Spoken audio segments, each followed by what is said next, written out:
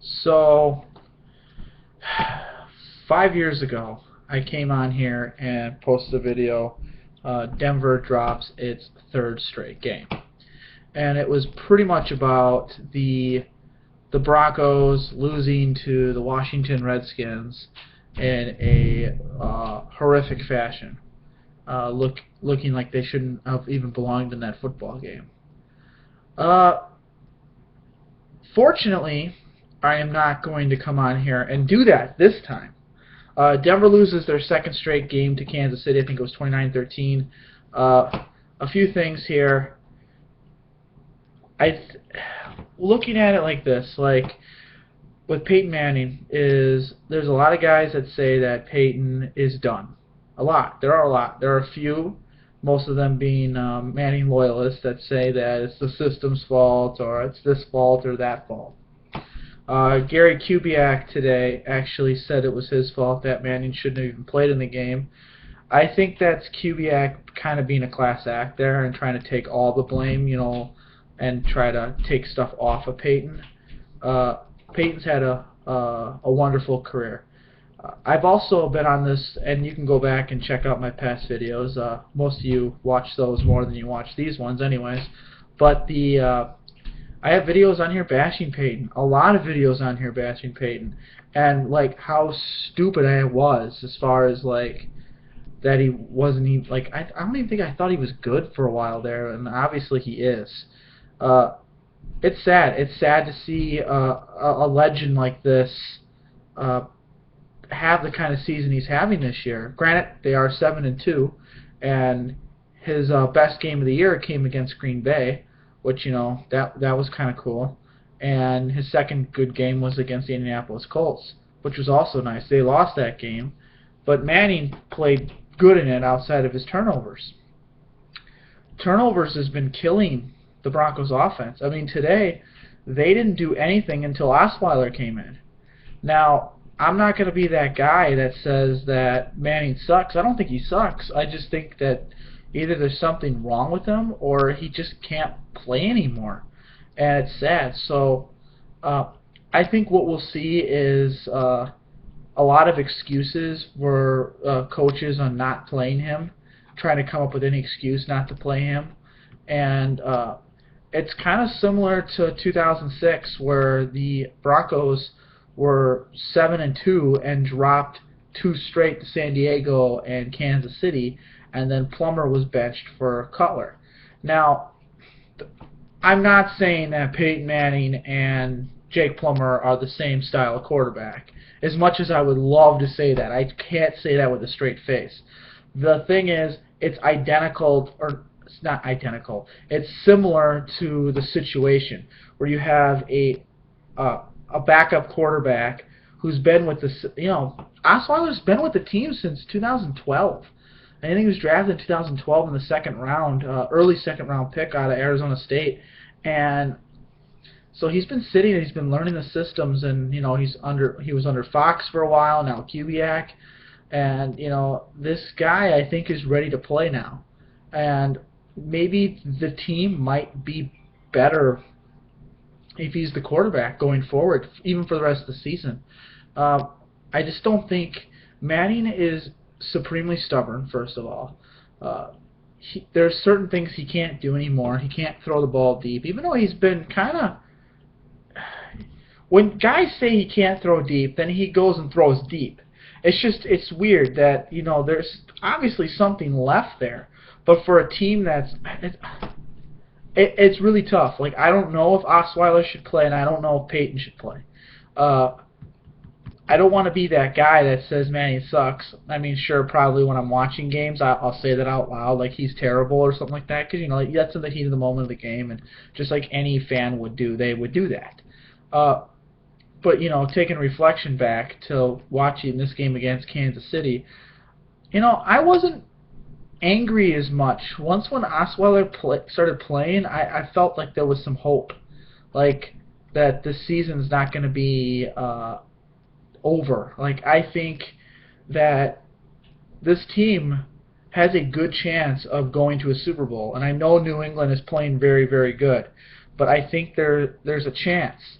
And I didn't think that last year. I didn't think that that last year's team was as good as this year's. I think this team is better.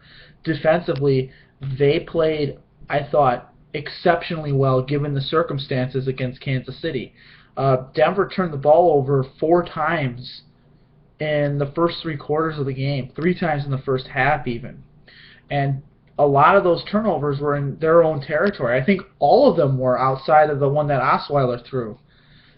And so the defense was able to minimize damage a lot, and Kansas City scored the majority of their points off turnovers. So, I mean, I've said this time and time again through anything. If you turn the ball over, it's going to be tough to win games. And I'm not talking about like when you're down in a game by like 15 and you're trying to get your team back in it. That's a completely different situation, where it's kind of the low risk INTs or the high risk INTs, but the high reward INTs. These throws by Manning were just awful. The one the one where he threw it straight to, I don't know any of the player who caught it because I kind of walked away from the TV because I was really angry about it. But the one where the third interception he threw, and where it looked like the pass was intended to Owen Daniels. But then when I went back and looked at it, I think it was intended more to Demaryius Thomas. He just completely underthrew him because Owen Daniels was just standing there. So that's even worse because I thought maybe it was a bad route. But no, it was just a bad pass.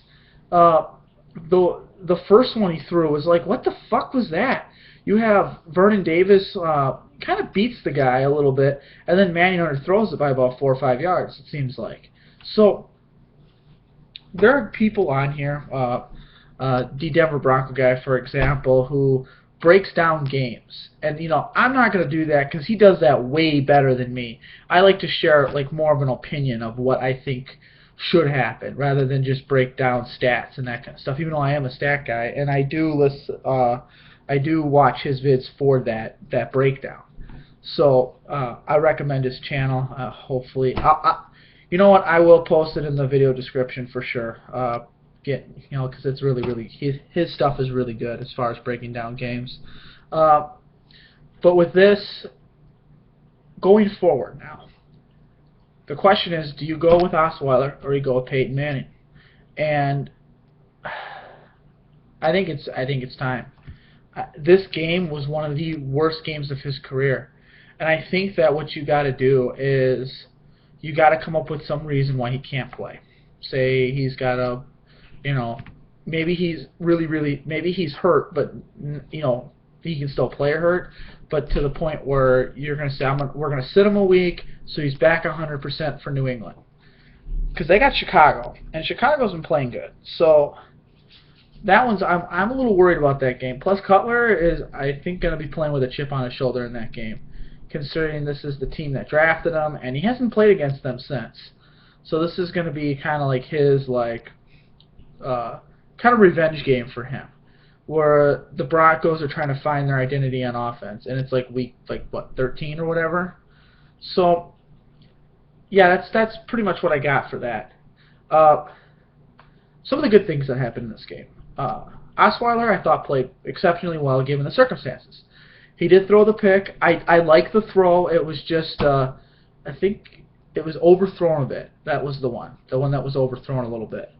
That's okay. I mean, that's going to happen. There's going to be a little bit of a learning curve with him. He's going to have to, he's going to get hit a bunch of times. But what I did like is his first touchdown pass, which was late in the game, on a 4th and 2.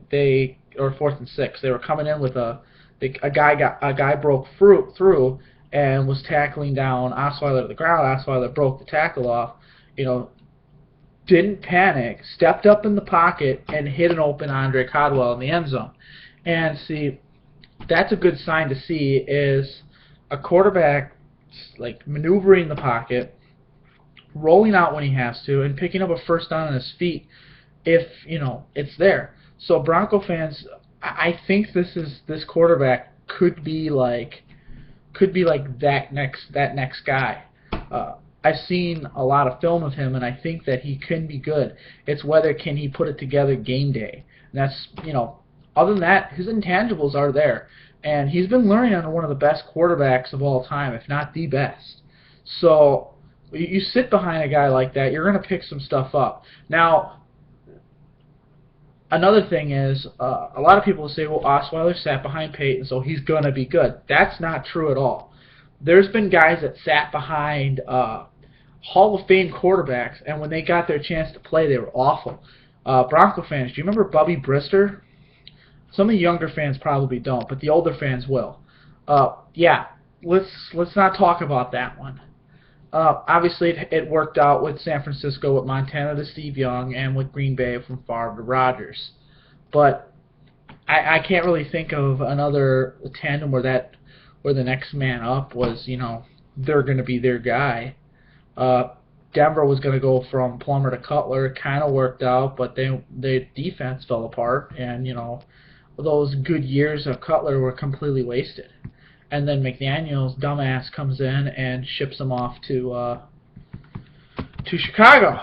So yeah. Anyways, Mad Dog 2001. Happy to be kind of back on YouTube here. Another thing I like to promote is I have a podcast now. It's pro wrestling related. For the people that did stick around and listen to the end of this, it's a Pinfall Wrap Up. That's the name of the podcast. You can find it on iTunes, or it's also on Podomatic.com. So it's Podomatic. I think it's Podomatic.com or Podomatic.pinfallwrapup.com. That's what would be the website. We cover professional wrestling, Monday Night Raw, SmackDown sometimes, NXT a lot, Ring of Honor sometimes. It's me, a couple of my friends, and we just kind of break down every week. And it's not your prototypical podcast that's like real boring. We try to be funny with it and have fun with it. So we're really low on view counts right now, but it's the beginning stage. We're going to be recording our 12th episode tomorrow after Raw. So if you're a wrestling fan and you stuck around to watch this vid, please check that out. I would appreciate it. It's pretty much similar to how my old wrestling vids would be, but a little bit more impactful. And because I'm older now, so I'm wiser now, I guess, is the way to say it. Mad Dog 2001, and I am out.